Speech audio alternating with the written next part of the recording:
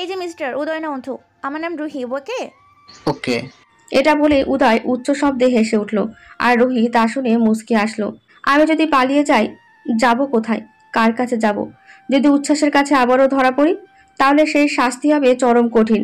এমনিতেই উচ্ছ্বাস তাকে সন্দেহ করে যে রোচ্ছি তাকে রেখে পালিয়ে যাবে। তার মাথা কাজ করছে না, সে কি করবে না করবে।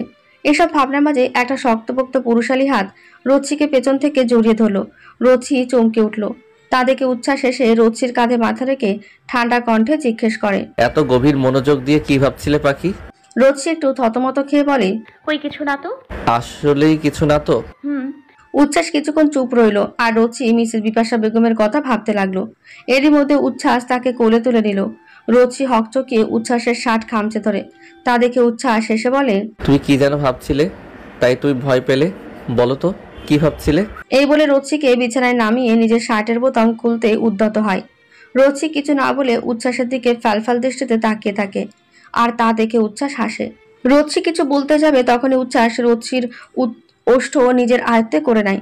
রোচিকে যখন ছাড়ে তখন রোচি হাঁপিয়ে ওঠে। বড় বড় শ্বাস নিয়ে আবারও মুখ খুলতে যাবে, তখন আবারও উচ্ছ্বাস রোচির ঠোঁট আঁকড়ে ধরে। তার হাত বিচরণ করে রোচির পুরো শরীরে। ধীরে ধীরে উচ্ছ্বাসের ঠোঁট নিচে নামে। রোচির মনে হয় সে পাগল হয়ে যাচ্ছে। এই উচ্ছ্বাসকে সে চেনে না। কেমন অদ্ভুতভাবে আজকে পাগলামি করছে। রোচির চোখের কার্নিশ থেকে চোখের জল গড়িয়ে পড়ে। রোচি শুয়ে আছে সিলিং এর দিকে তাকিয়ে, আর উচ্ছ্বাস রোচির বুকের ওপর মাথা রেখে গভীর ঘুমিয়ে তলিয়ে। আহা, কি শান্তির ঘুম। রোচি সিলিং থেকে চোখ নামিয়ে উচ্ছ্বাসের দিকে তাকালো, তারপর চোখ সরিয়ে আয়নায় তাকালো। আচ্ছা, তারা কি আর পাঁচটা সুন্দর সম্পর্কের মতন হতে পারে না? আচ্ছা, উচ্ছ্বাস কি আসলে অসুস্থ? তাহলে ওকে ডাক্তার দেখাবো নাকি নাকি সে নিজেই পালিয়ে যাবে? ও কি আদৌ সুস্থ হবে, নাকি সবসময় এমন পাগলামি করে বেড়াবে? এসব ভাবতে ভাবতে চোখ বন্ধ করলো। কখন যে ঘুমিয়ে গেল টেরই পেল না। তোমাকে আমি যে ঠিকানা দেব সেই ঠিকানায় চলে যাবে। কিন্তু যা বুঝলাম মাহাদি অসুস্থ, আর আমি পালিয়ে যাবার পর যদিও আমাকে পেলে ভয়ঙ্কর কিছু ঘটিয়ে ফেলবে। মিসেস বিপাশা বেগম বিরক্ত বোধ করেন। সে নাক মুখ কুঁচকে বলে, শোনো মেয়ে, তোমাকে সাহায্য করছি কারণ তোমাকে আমার দেখতে মায়া লাগে। আমি নিজের হাতে তোমার জীবন নষ্ট করতে পারি না, তাই সত্যি বলছি।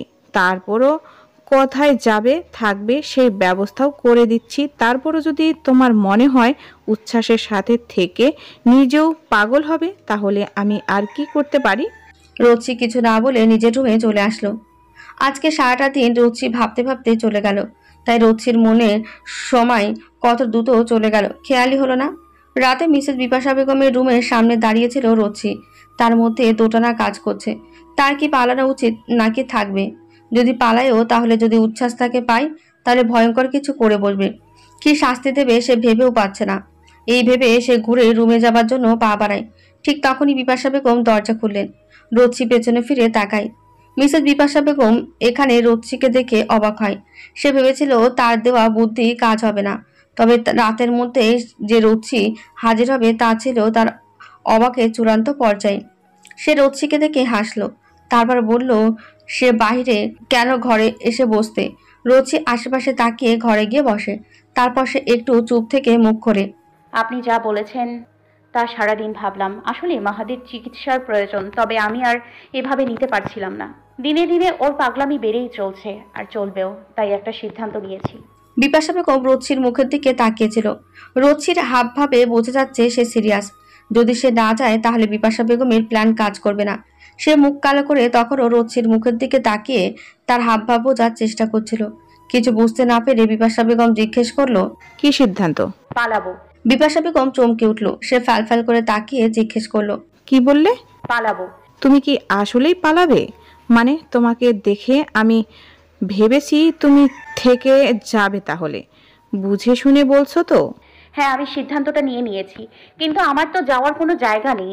তাই আপনি বললেন জায়গা ম্যানেজ করেছেন, সেই ঠিকানাটা দিন আর আমাকে কিছু টাকা দিন। আমি আজকে রাতেই বের হব। আপনি রাতে আমাকে সদর দরজা খুলে দেবেন, এটুকুই সাহায্য আপাতত করেন আমায়। আজীবন কৃতজ্ঞ থাকবো। মিসেস বিপাশা বেগম মনে মনে হাসলো। তাহলে পাখি ফাঁদে পা দিয়েছে, এবার শুধু রশি ধরে টান দেওয়ার পালা। এবার যা করবে বা হবে সব মিসেস বিপাশা বেগমের হাতে। এই বলে সে রহস্য হাসলো। আচ্ছা, তা না হয় করব, যদি উচ্ছ্বাস বুঝে যায়। না, ও বুঝবে না। যা করার আজকেই করতে হবে। আপনি সব রেডি রাখুন, আমি রুমেই যাই। মাহাদির রুমে এসে আমাকে না পেলে আবারও তামাশা করবে। এই বলে রোচি রুমের দিকে যেতে উদ্যত হয়। রুমে এসে দেখে রুমে কেউ নেই। ওয়াশরুম থেকে পানির আওয়াজ আসছে। রোচি একটু স্বস্তি পেল। এখন প্ল্যান অনুযায়ী কাজ করতে হবে। প্রথমে 1 গ্লাস পানি নিয়ে তাতে ঘুমের ওষুধ মিশিয়ে বেডের পাশে রাখলো। নতুন একটা শিফন জর্জেটের লাল শাড়ি পরলো।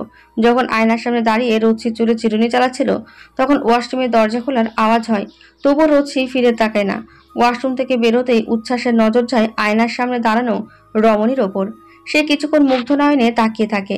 সে ওভাবেই এগিয়ে এসে রোচিকে পেছন থেকে জড়িয়ে ধরল। ঠান্ডা হাতে ছোঁয়া পেয়ে রোচি একটু কেঁপে ওঠে। উচ্ছ্বাস তা দেখে হেসে আরো গভীর হয়ে রোচির ঘাড়ে মুখ ডোবায়। নীরবতা শেষে উচ্ছ্বাস ঘোর লাগা কণ্ঠে বলে, জানো আজকে তোমাকে কত সুন্দর লাগছে, মনে হচ্ছে চোখ ফেরাতে পারছি না। চোখ সরালেই তুমি উধাও হয়ে যাবে। রোদসির ভেতর এই কথা শুনে নড়বড়ে হতে লাগলো।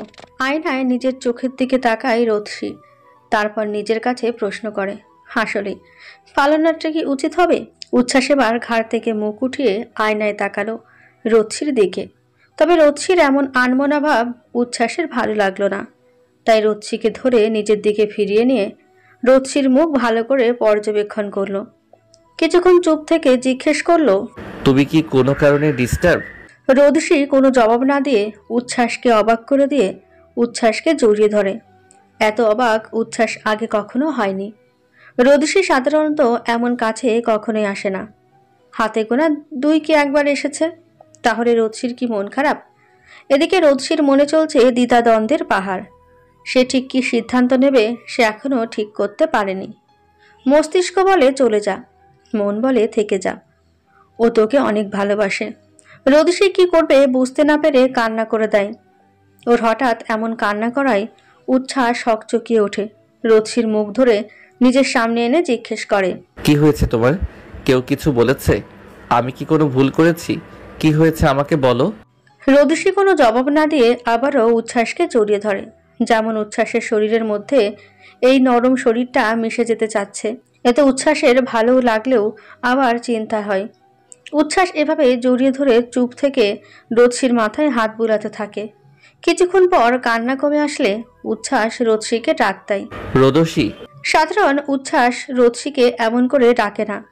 তবে হঠাৎ এমন ডাকায় আবারও রোদসির ভয় হয়। উচ্ছ্বাস সব বুঝে যায়নি তো, তবুও নিজেকে সামলে বলে। উচ্ছ্বাস কিছুক্ষণ চুপ থেকে বলে, আমার একটা ছোট রোদসি চাই। রোদসি ভরকায়। উচ্ছ্বাস হঠাৎ চাওয়া এমন আবদারে রোদসি কিছু বলার আগেই উচ্ছ্বাস রোদসিকে কোলে তুলে নেয়। আজকে আবিদ উচ্ছ্বাসদের বাসায় এসেছে কিছু কাজে। রাত হয়ে যাওয়ায় তাকে আর ফিরতে দেওয়া হয়নি। রাতে বারান্দায় আবিদ বৃষ্টিকে পেছন দিক থেকে জড়িয়ে ধরে দাঁড়িয়েছিল। হঠাৎ বৃষ্টি আবিদকে ডেকে ওঠে। আবিদ, বলো। আমার কেন জানি মনে হচ্ছে কি যেন একটা খারাপ ঘটবে। সেটা কেন মনে হচ্ছে? জানি না, তবে মন কেমন জানি করছে। তেমন কিছু না, তুমি এখনো আমরা প্রেম করছি টাইপ ফিল পাচ্ছ, তাই ভয় পাচ্ছ, তাই না? এটা বলেই আবিদ হেসে উঠল। তবে বৃষ্টি মনে স্বস্তি পেল না। তার মন বলছে কিছু একটা খারাপ হবে। কি সেই খারাপ? কি বিপদ আসতে চলেছে? মাঝরাতে রোদসি উঠে রেডি হয়। বেডের পাশে চোখ যেতেই দেখে গ্লাসটা এখনো ওভাবেই রয়েছে। রোদসি ওই পানি দিতে ভুলে গেছে। সে ব্যাগ নামালো। অবশ্য ব্যাগ আগেই ব্যাগ করা ছিল। সেই রুম থেকে বের হবার আগেই পুরো রুমটায় একবার চোখ বোলায়। ফিরে এসে উচ্ছ্বাসের কপালে একটা চুমু খেয়ে আবারও চুপি চুপি ঘর থেকে বের হয়ে যায়। রুম থেকে বের হয়ে দেখে সব লাইট অফ করা। তা দেখে রোদসি স্বস্তি পায়। সে দ্রুত সিঁড়ি দিয়ে নিচে নামে। ড্রয়িং রুমে মিসেস বিপাশা বেগম ঝিম মেরে বসে আছে। তাকে দেখে রোদসি তার সামনে গিয়ে দাঁড়ায়। বিপাশা বেগম রোদসির অপেক্ষায় করছিলেন, তাই ওকে দেখে চোখ তুলে তাকায়। তারপর দাঁড়িয়ে আশেপাশে তাকিয়ে দেখে বলে, এত দেরি করলে কেন? কখন থেকে বসে আছি, শোনো। এই বলে তার নজরে যায় রোদসির চুলের দিকে, যা থেকে এখনো টুপ টুপ করে পানি পড়ছে। বুঝেছি দেরির কারণ কি। সে যাই হোক, শোনো, এই কাগজে ঠিকানা লেখা আছে। এটা আমার দূর সম্পর্কের ভাইয়ের বাড়ি। আমি বলে দিয়েছি তুমি যাবে।